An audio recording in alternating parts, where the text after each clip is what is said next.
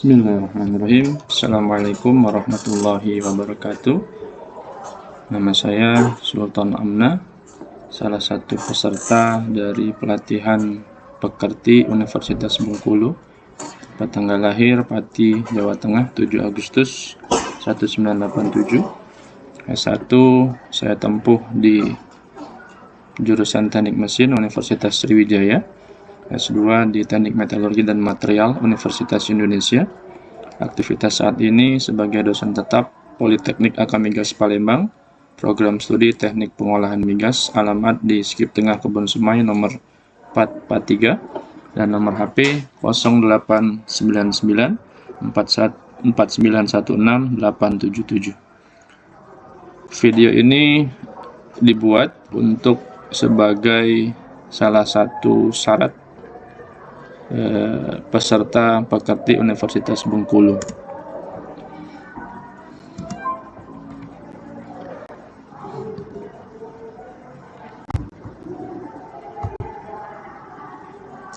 Materi yang akan saya sampaikan adalah mengenai mata kuliah Rotating Equipment. Sub materinya yaitu mengenal komponen dan fungsi dari rotating equipment. Tujuan pembelajaran yang pertama adalah mampu mengenal komponen serta fungsi dari berbagai jenis rotating equipment yang ada pada dunia atau industri pengolahan migas. Berikut adalah video, salah satu video sebagai motivasi awal untuk mahasiswa bisa meningkatkan pemahaman ataupun tujuan apa yang harus mereka pahami dalam mengenal rotating equipment.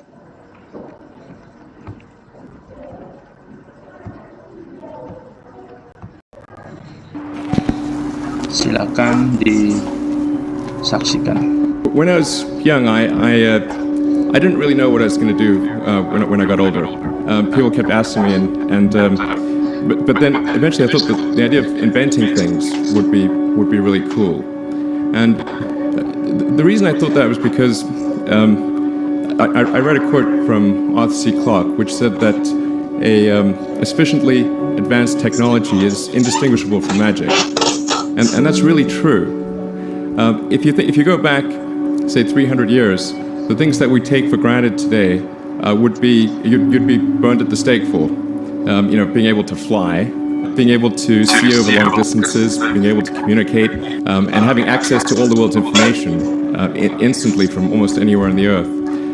This is stuff that really would be magic, or would be considered magic in times past. In fact, I think it actually goes beyond that, because there are many things that we take for granted today that weren't even imagined in times past. They weren't even in the realm of magic. So it actually goes beyond that. So I thought, well, if I can do some of those things, basically if I can advance technology, then that's like magic, and that would be really cool. And I also had sort of a slight existential crisis, because I was trying to figure out what does it all mean? Like, what's the purpose of things? And I came to the conclusion that if we can advance the knowledge of the world, if we can do things that expand the scope and scale of consciousness, then we're better able to ask the right questions and become more enlightened, and that's really the only way forward.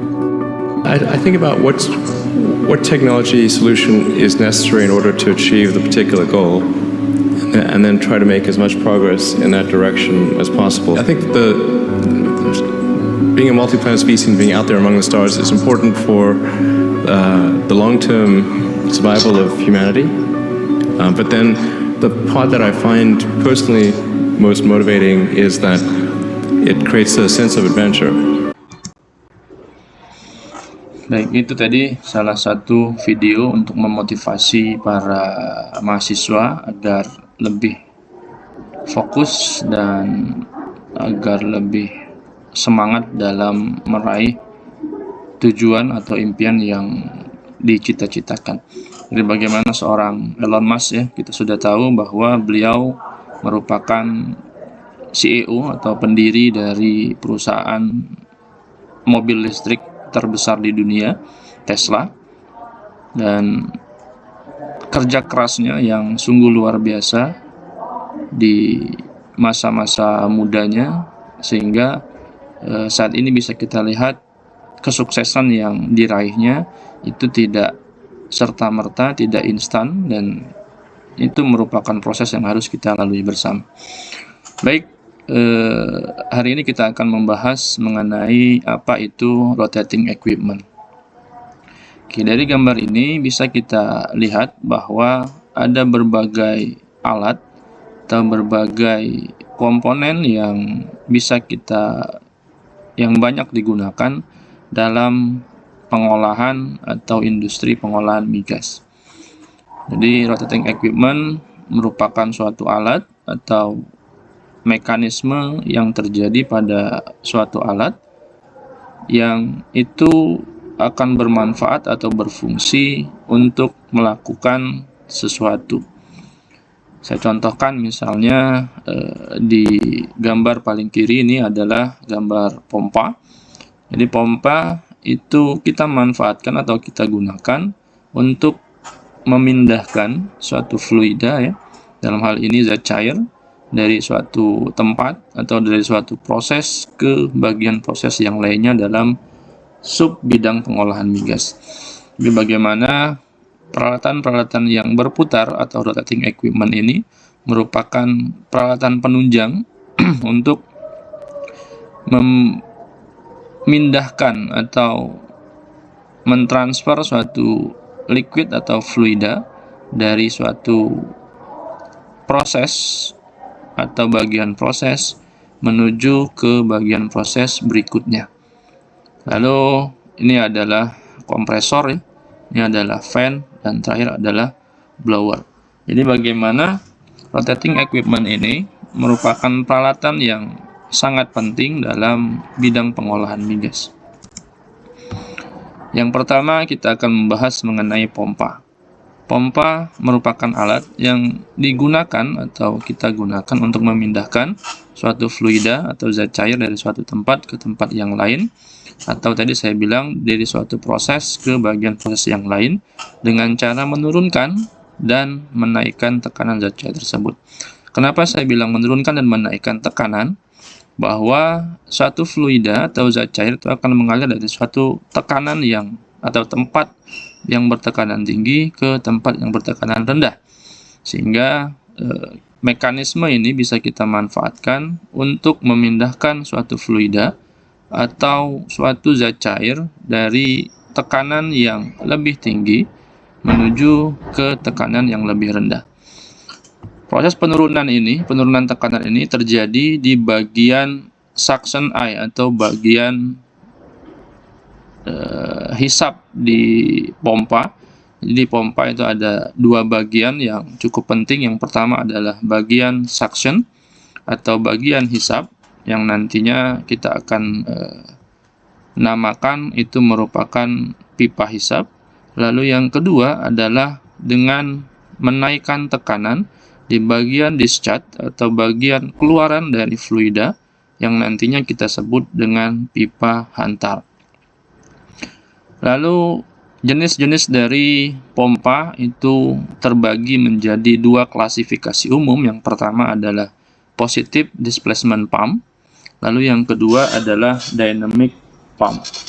Positive displacement pump itu merupakan pompa yang pada saat dia bekerja atau melakukan proses pemompaan, ruang kerja atau bagian ruang dalam pompa tersebut itu selalu berubah dari waktu ke waktu.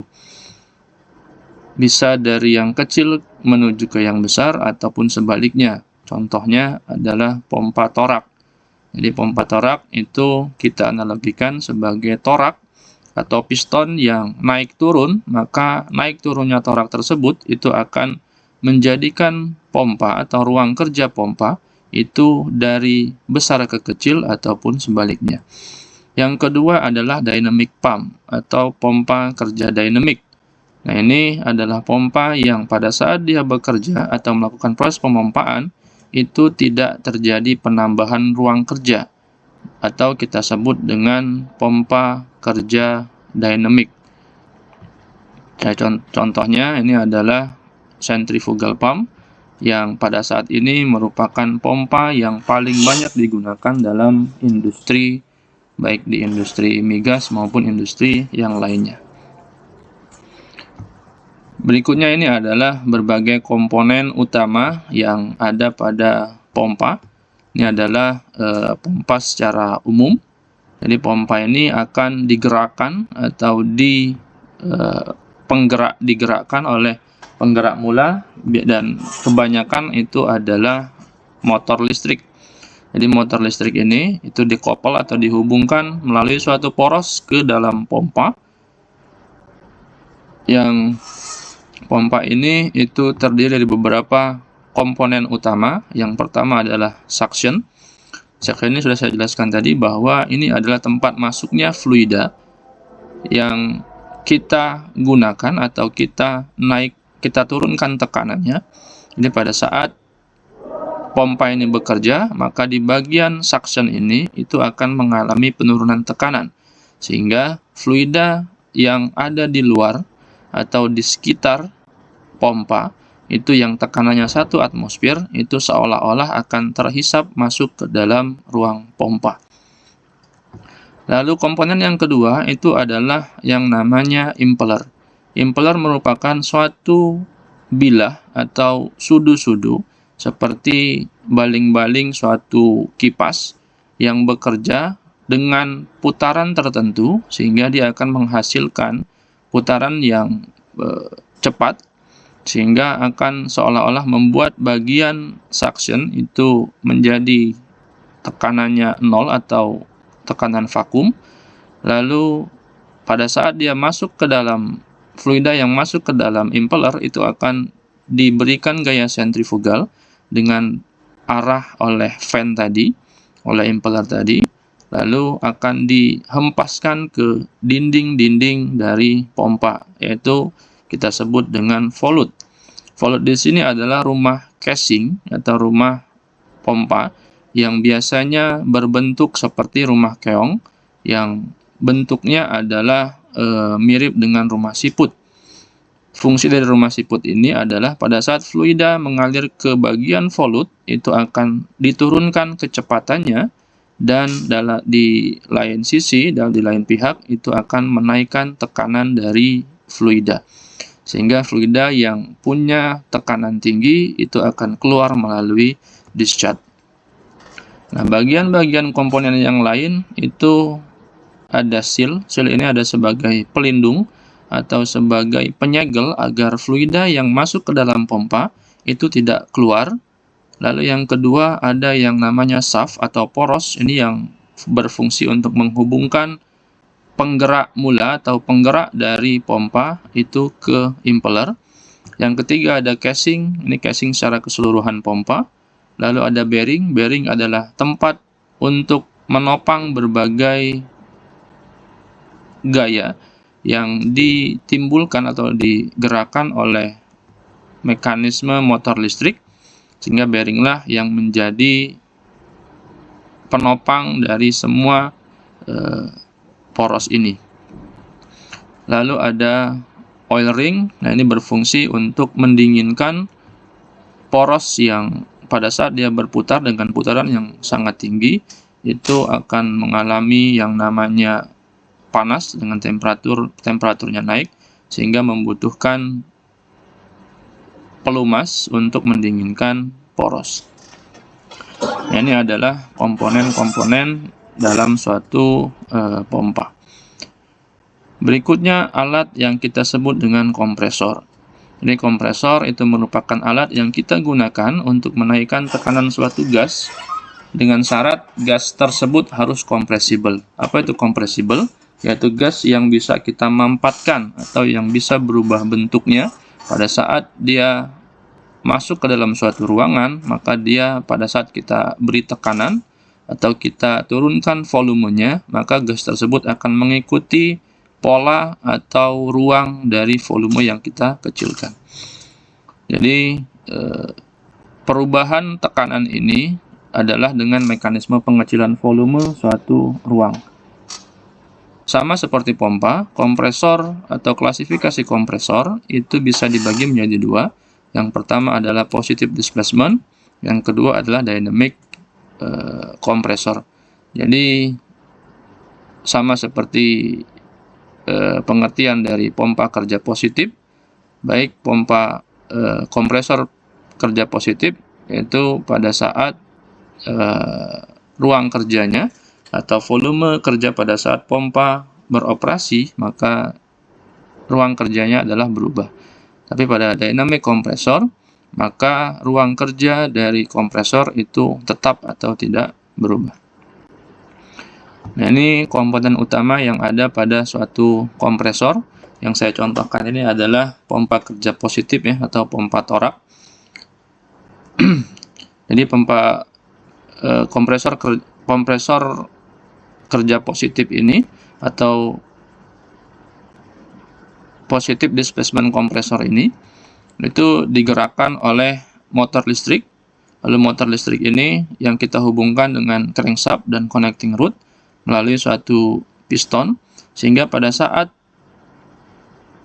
motor listrik tersebut berputar, maka ini akan menggerakkan si piston, itu akan turun dan naik ke atas.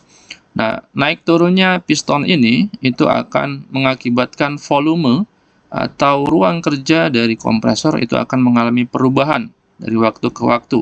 Sehingga pada saat piston bergerak ke bawah, maka volumenya akan membesar.